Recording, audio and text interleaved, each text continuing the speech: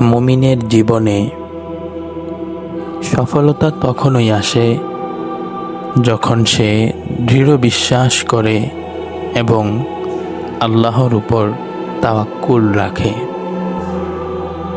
আমরা যারা নিজেদেরকে মুসলিম মনে করি, আমরা যদি চাই সফল হতে, আমরা যদি চাই আল্লাহ আমাকে আমার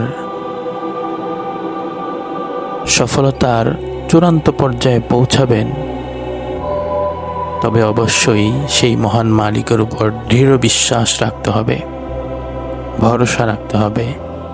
আল্লাহ আমাকে সেই পর্যন্ত পৌঁছাবেন ইনশাআল্লাহ। এই বিশ্বাস যদি আমরা দৃঢ়ভাবে রাখি, আমরা আর কখনোই হতাশ হব না। আমরা আমাদের সেই টার্গেট পর্যন্ত পৌঁছতে পারবো ইনশাআল্লাহ।